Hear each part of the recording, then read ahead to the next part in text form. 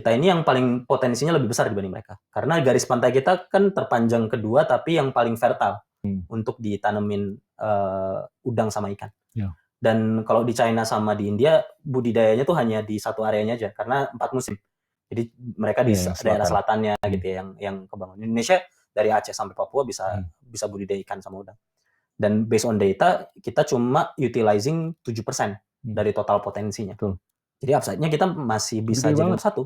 Yeah. Dan ini inherent potential yang kita emang udah punya langsung gitu ya, dari sananya by nature gitu ya. Jadi kita bisa ngelihat ya fishery sector di Indonesia harusnya bisa jadi nomor 1 gitu. Makanya juga yang kita semangat gitu ya, kalau fishery sector ada company yang Indonesia in the fishery sector, we should be number 1 global company yang ada di sana gitu. Yeah. Tapi kalau kita lihat top 10 seafood company saja globally yang nggak ada Indonesia gitu, top 20 juga nggak ada Indonesia gitu. Makanya itu yang ironis buat kita gitu ya. Makanya gimana caranya kita bisa build ke sana gitu. Seenggaknya di fishery Vietnam dia dapat teknologi dari Prancis untuk produce catfish. Akhirnya besar, mereka bisa produk catfish gede sekali gitu ya. Tapi konsumsi domestik mereka nggak gede gitu ya, karena pecel lele kayaknya nggak banyak, warteg nggak banyak di sana gitu. Akhirnya mau nggak mau sama mereka diekspor. Pas diekspor nggak bisa ke ekspor ke US karena US punya channel catfish. Akhirnya itu yang sama mereka di rebranding, bukan dengan nama catfish tapi di fillet, dikupas kulitnya, kan bagus dalamnya gitu. Di rebranding jadi dory fish tahun 2009 tuh. Dory fish. Oh, dory itu ternyata catfish. Exactly. Itu jarang orang yang tahu. Dory itu catfish, sebenarnya ikan patin atau ikan lele. Ya ampun, baru tahu kita. Ya, akhirnya one of the highest consumption for freshwater fish in the US and in kan paling gede biayanya 70-90% dari itu. Dari total cost of production. Cost of production. Makannya manual. Pakai labor. Jadi ya yang benar mah ngasih makannya benar gitu. Kalau malas lupa ngasih makan. Kalau semangat wah gitu ya. Semangat tuh kebanyakan gitu ngasih makannya. Terus sering kejadian pakannya dicuri juga, dijual ke tempat lain gitu ya. Kalau saya bisa bikin alat, gimana Bapak bisa ngasih makan dari HP? Mau apa enggak, Pak? Wow. Dan itu out of the blue aja, Pak. Beneran ngomong tiba-tiba. Jadi saya bikin roadmap, device, data, marketplace gitu.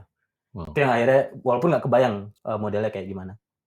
Tapi di tahun 2015, buat ngejar growth-nya gitu ya, kita ngeluncurin satu model bisnis namanya feeding as a service. Akhirnya numbuhin growth-nya. Jadi yang awal yang make cuma 10 petani, 20 petani gitu ya. Lama-lama yang make ada ratusan petani, pembudidaya gitu ya. Dengan berbagai macam kolam. Kita punya banyak data tapi granular per kolam. Dan itu yang akhirnya pas kita lihat, kayaknya data kita ini valuable ya. Buat kita build something gitu ya. Karena kita punya community, punya datanya juga. Menarik. Makanya waktu 2019, kita mulai mikirin gimana caranya kita pakai data ini untuk sesuatu yang lebih besar lagi buat ngebantuin farmers. Akhirnya kita build distribution business without any inventory. Karena kita leveraging datanya. Kita akhirnya jualan pakan ke farmers. Itu yang 2019 kita lakukan. Turun ke berapa dari 70-an% biaya pakan? Biaya pakan yang awalnya 70-90% jadi bisa 55% lah sampai 50%. Jadi lumayan signifikan.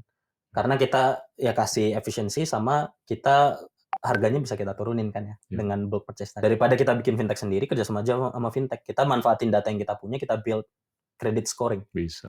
Karena harvest kita punya, ini kita punya gitu. Panennya kita punya, kita build credit scoring aja. Jadi kita work with those fintech.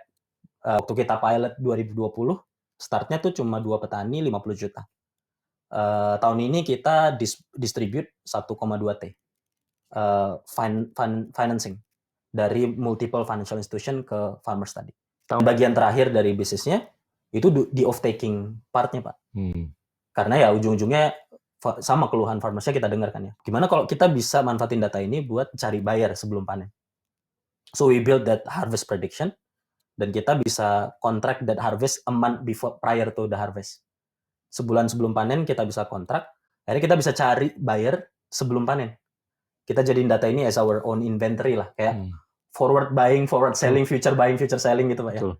Ini bayarnya siapa aja? Bayarnya dari mulai processing company, wholesale trader, some of the big restaurants lah ya. Itu jadi bayar kita, hotel chain, jadi sekarang ada 250.000 kolam yang udah bisa masuk. Gila. Kita close to... Dari 123 ya? Iya, dari cuma 250.000 kolam. 250.000 kolam sekarang yang kita quote unquote manage gitu ya, tanpa kita operate ourselves. Farmers kita sekarang udah 85 ribuan farmers lah di seluruh Indonesia. Kita cover dari mulai Aceh sampai Nusa Tenggara Timur sampai Sulawesi Utara gitu. Dan akhirnya jadi largest community. Currently Fishery the largest feed distributor in Indonesia. Kita the largest supplier ikan terbesar di Indonesia tanpa punya satu kolam pun. Totalnya kan 3-4 juta kan Betul. di Indonesia. Ini gila nih upside-nya. Kalau di kita mayoritas 70% itu air tawar. Oke. Jadi ikan nila, mas, lele, patin, bawal gitu, bawal air tawar. Sekitar ya 25%-an itu ikan payau. Termasuk udang ya. Jadi bandeng sama udang faname.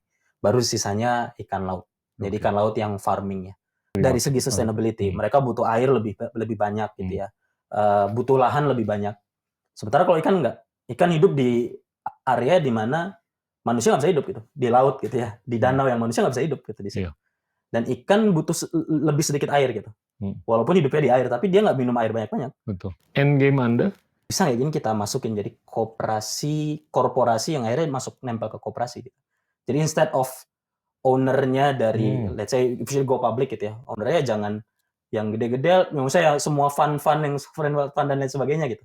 Semangat yang masukkan kalau nggak satu social enterprise yang koperasi banget gitu ya.